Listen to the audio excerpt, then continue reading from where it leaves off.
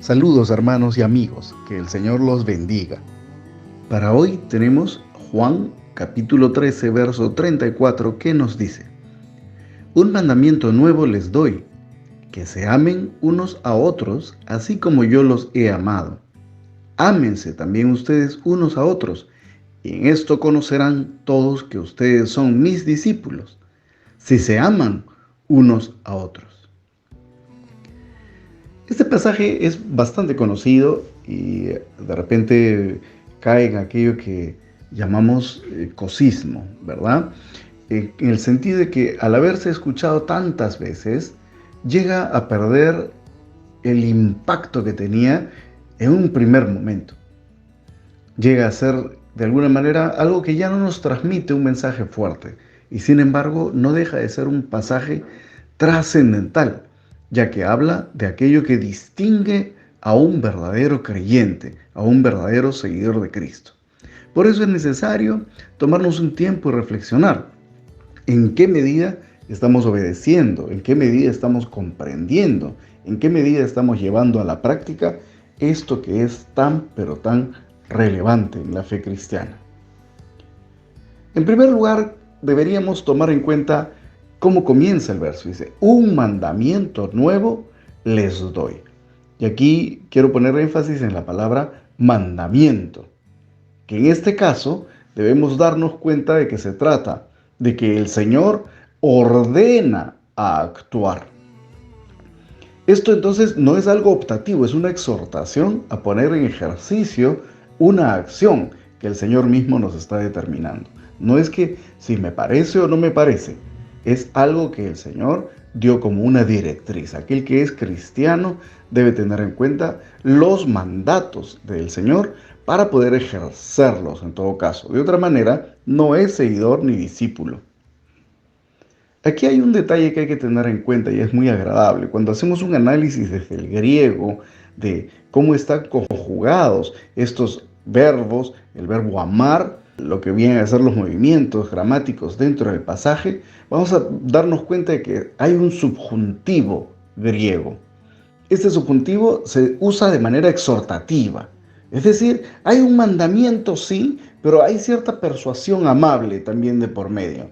Pero por otro lado, al ser un subjuntivo, nos está mostrando que es algo que sí es posible que se lleve a la práctica. Cuando el Señor está enviando este mandato, lo hace completamente consciente de que aquellas personas que reciben el mandato sí lo pueden poner en ejercicio.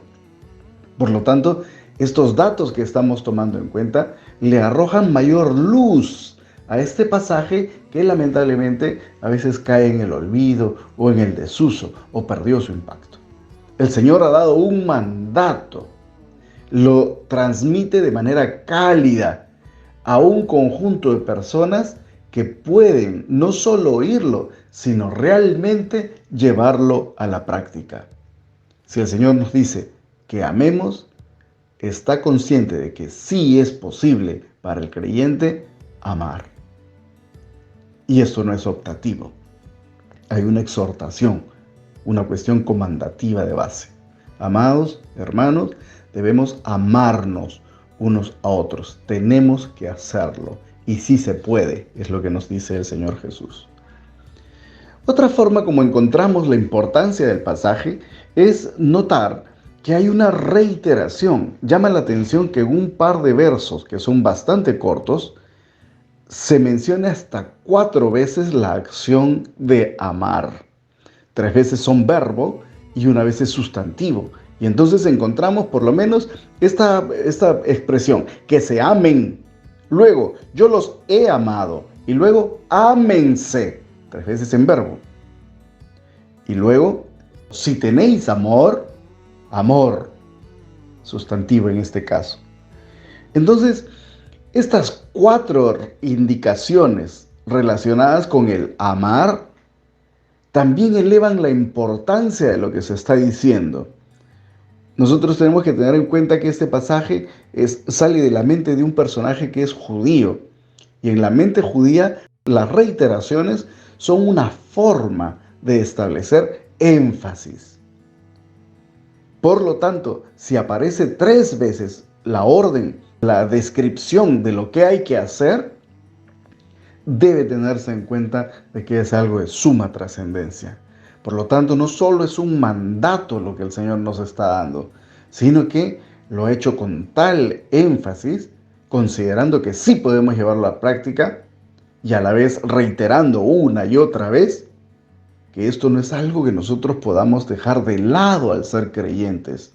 La indicación es que debemos practicar el amor cristiano. Esto es lo que nos dice el pasaje. En el pasaje hay una tercera fase que quiero que tengamos en cuenta. Hemos hablado acerca del mandamiento y ciertas observaciones gramaticales. Hemos visto esta reiteración que sería el segundo punto. Y hay un tercer punto que también me parece de gran importancia y tiene que ver con el modelo a seguir. Aquí no se trata de que el Señor arbitrariamente dé una indicación y ya, como si fuera un autócrata simplemente. No, en este caso lo que muestra todavía más gracia, más favor, más belleza en esta acción es que parte del mismo ejemplo del Maestro. Cuando nosotros leemos el capítulo 13 vamos a encontrar diferentes cosas. Es el discurso del Señor a la víspera de ser sacrificado, lo que Él llama glorificación en este caso, pero se trata de que va a morir para pagar por el pecado del mundo, siendo Él inocente de ello. Sufrirá en lugar de otros para poder sufrir esa condena que a los otros les correspondía. Así que vemos por un lado la víspera de este sacrificio, de este gran despliegue del amor del Señor Jesucristo. En el mismo pasaje nos está diciendo, así como yo los he amado, ámense también.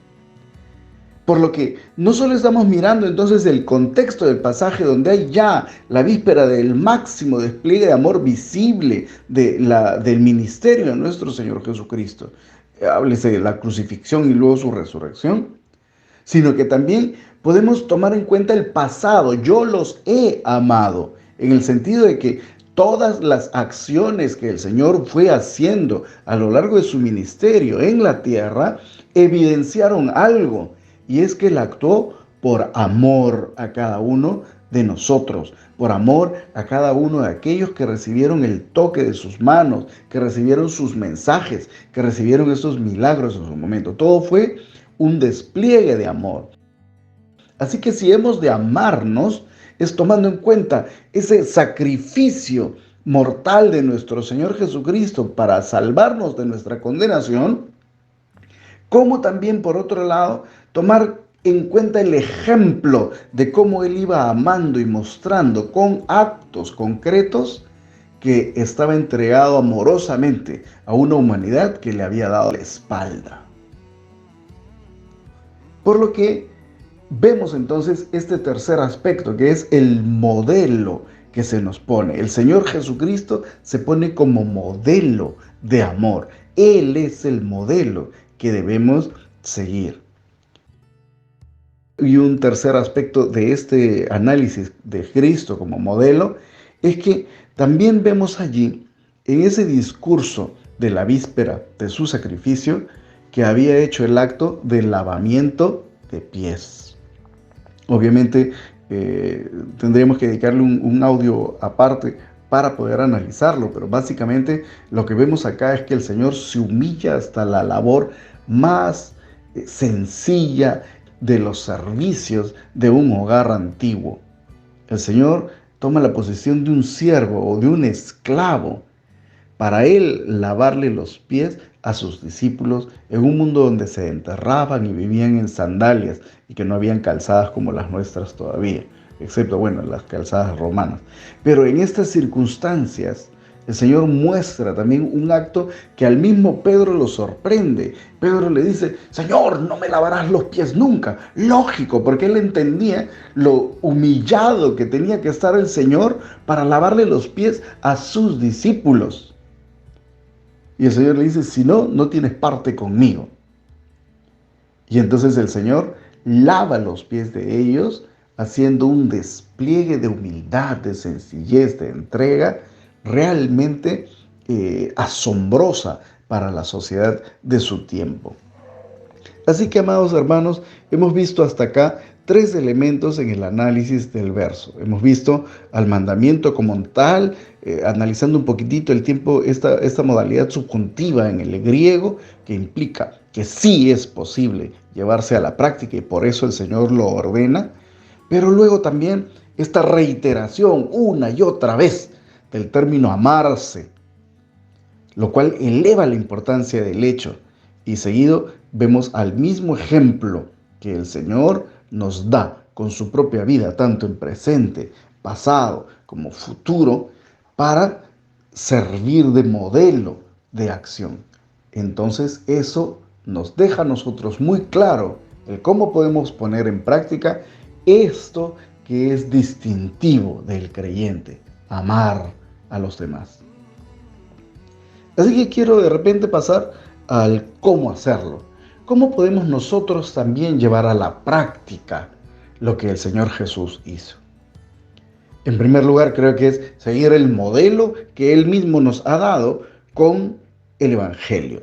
En el Evangelio le vemos actuando por compasión, le vemos actuando con una fidelidad increíble a las cosas del Padre y mostrando un despliegue de compasión aún con los más desechables de la sociedad antigua, aquellos que eran segregados de la sociedad, los pobres, los menesterosos, los que estaban de alguna manera considerados impuros por enfermedades, en fin.